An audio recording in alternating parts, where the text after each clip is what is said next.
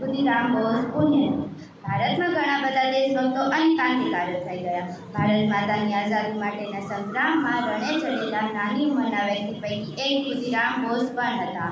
ખુદીરામ બોઝનો જન્મ 3 ડિસેમ્બર 1889ના રોજ બંગાળના મેદનીપુર જિલ્લાના હબીબપુર ગામમાં થયો હતો।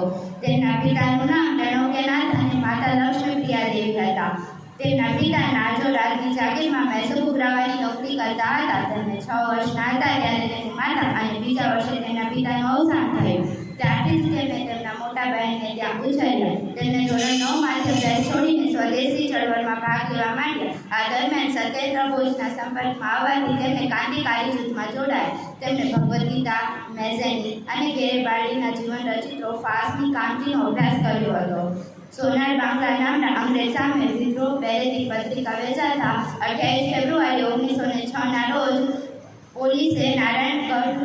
પોલીસે મેદનીપુરમાં ધરપકડ કરી ત્યારે તેમને પોલીસને ઘાયલ કરીને ત્યાંથી નાસી ગયા હતા। 6 ડિસેમ્બર 1908ના રોજ નારાયણગઢ સ્ટેશનની ગવર્નરની સ્પેશિયલ ટ્રેન પર બોમ્બ ફેંક્યો પણ કમનસીબે ગવર્નર બચી ગયો।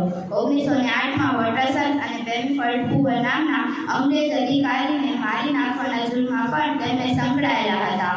આ બંને કેસમાં ખુદીરામ બોઝની ધરપકડ થઈ પણ પુરાવાના અભાવે તેમને બચી ગયા। યુગાન્તર નામના ક્રાંતિકારી ગ્રુપે કિંગ્સફોર્ડની હત્યા કરવાનો પ્લાન બનાવ્યો અને આ કામ ખુદીરામ બોઝ અને પ્રફુલ્લ ચાકીને સોંપવામાં આવ્યું।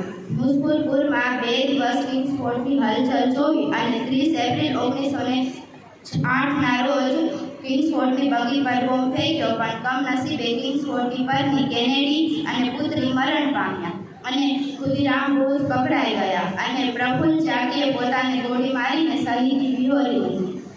પકડાયેલ ખુદીરામ બોઝને મૃત્યુ સજા પડી। 11 ઓગસ્ટ 1909ના રોજ મુઝફ્ફરપુરની જેલમાં અંગ્રેજ સરકારે ખુદીરામ બોઝને ફાંસીની સજા આપી। જ્યારે તેમને ફાંસીએ લટકાવવામાં આવ્યા ત્યારે તેમને હાથમાં ગીટાર રાખીને 3 વાર વંદે માતરમના નારા લગાવ્યા અને ખુશી ખુશી ફાંસીએ લટકાઈ ગયા। એટલે જ આજે પણ ભારતવાસીના હૃદયમાં બિરાજમાન છે।